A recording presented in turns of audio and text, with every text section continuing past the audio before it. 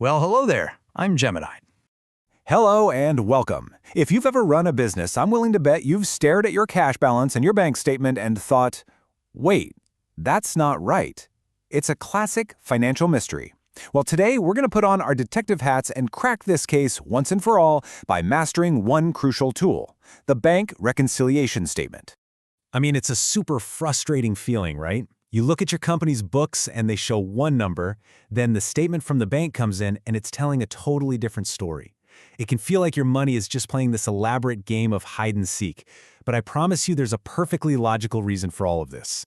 So the heart of the issue is actually pretty simple. You and your bank are basically keeping two separate diaries for the exact same bank account. You're carefully tracking every dollar coming in and going out in your company's cash book. Meanwhile, the bank is doing the same thing from their side of things on your bank statement. And when those two stories don't match up, that's where the bank reconciliation statement, we'll just call it a BRS, comes in. It's the tool that helps us find the truth.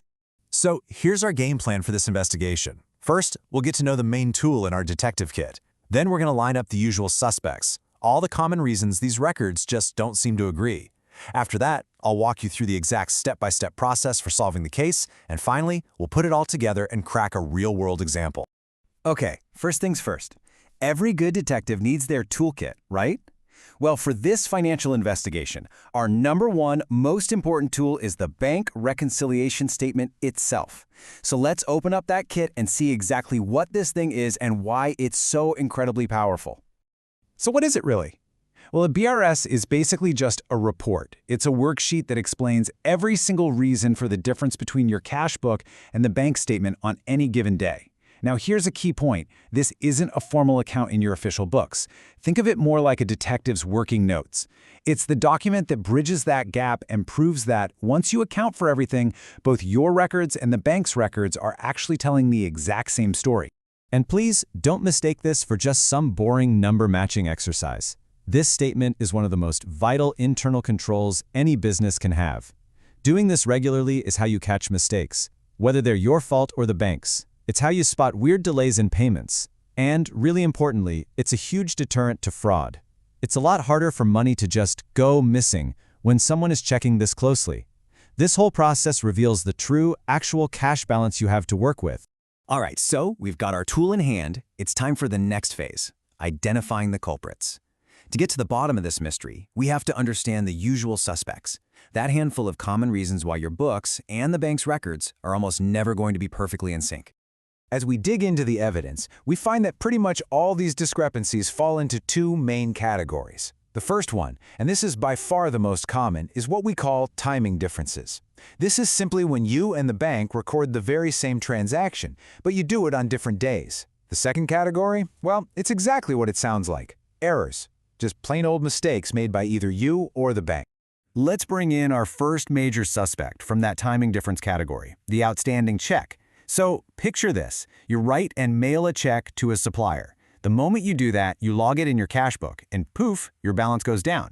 But here's the thing. Until that supplier actually takes it to their bank and cashes it, your bank has no idea that check even exists. It's just outstanding. Here is a classic example. Let's say you issue a check on the very last day of the month, March 31st. In your records, that money is gone, but your supplier is busy and they don't get around to depositing it until April 5th. For those 5 critical days, especially at the end of the month, your bank has absolutely no clue that check is out there. It hasn't been presented for payment yet. And this is the core of the problem. On March 31st, when you're trying to figure out your month-end numbers, your cash book shows a lower balance because you already recorded that payment. But your bank statement, it shows a higher balance. Why? Well, from the bank's perspective, that money is still sitting right there in your account. This single timing difference is our first major clue in the mystery. Now, our next suspect is pretty much the mirror image of the first one. We call it the deposit in transit. This time, we're talking about money you've received. You've already recorded a customer's payment in your books, so your balance went up. But the bank hasn't actually processed it yet. A perfect example is when you drop off the daily deposits in the night box after the bank is already closed. So, check out this scenario. A business owner deposits a customer's check on March 30th. They immediately record it, and boom, their cash balance goes up. But because of bank holidays or just processing time, the bank doesn't officially credit the account until April 2nd. So what happens at the end of March? The business's books are showing a higher balance than the bank statement is. Makes sense, right? Okay, beyond those two big ones, there are a few other common suspects we need to keep an eye on. The bank might hit you with service charges or give you a little interest. You often don't know about those until you get the statement. A customer's check could bounce because of not sufficient funds. That's an NSF check. That means you thought you got paid, but they didn't have the money, so the bank yanks that deposit right back out. Then you've got things like automatic bill payments or direct deposits from customers that you haven't seen yet. And, of course, simple human error. In all of these cases, one party knows about the transaction before the other, and that creates a discrepancy. Okay, we have lined up our suspects. We know exactly what causes these annoying differences. Now, it's time to learn the procedure for closing the case, the step-by-step process for actually performing a bank reconciliation. And the process is actually beautifully simple. It's a two-sided approach. In step 1, you take the balance from the bank statement and you adjust it for everything you know about that the bank doesn't know about yet. Like those deposits in transit and outstanding checks. In step 2, you do the opposite. You take your cash book balance and adjust it for everything the bank knows about that you just learned from the statement, like those bank fees and interest. And then step 3, this is the magic moment. The two adjusted balances have to be exactly the same. If they are, you've solved it. Look, theory is one thing, but the absolute best way to really get this is to solve a case ourselves. So let's put our new detective skills to the test and walk through a complete reconciliation from start to finish. This is where all those puzzle pieces are going to snap right into place. Here's our crime scene. We have a bakery that ends the month with a cash balance of $7,510.74 in its own records. But when the bank statement shows up, it says they only have $7,224.28. That's a difference of almost $300. Our job is to figure out exactly why these two numbers don't match. Let's start with step 1, adjusting the bank side of the story. We begin with that balance on the bank statement, $7,224.28. Now we adjust for the things the bakery knows but the bank doesn't know yet. First, we add the deposits in transit. That's $1,884.52 that's on its way to the bank. Then we subtract all the outstanding checks. That's $1,805.10 in payments that haven't cleared yet.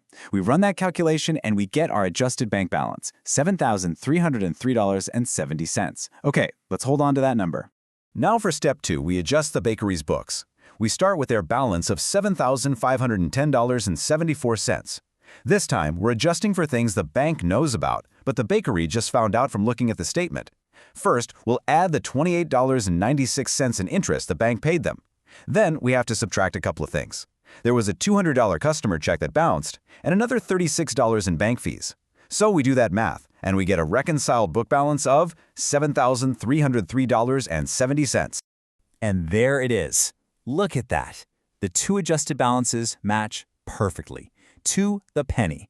We've accounted for every single difference, and we've proven that both sets of records were correct all along. They were just a little out of sync. We've found the true available cash position for the bakery, $7,303.70. Case closed. So what this really shows us is that the bank reconciliation statement is so much more than just an accounting chore. It is literally the key that unlocks financial clarity. It's how you turn that feeling of confusion from looking at mismatched numbers into the feeling of control that comes from knowing exactly where your money is. By systematically playing detective, you verify your records, you catch errors, and you get a true picture of your company's financial health.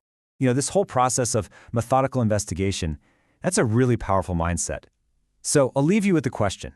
Now that you know how to be a financial detective for your bank account, what other mysteries in your business are just waiting to be solved? Where else could this kind of careful scrutiny bring you more clarity and more control?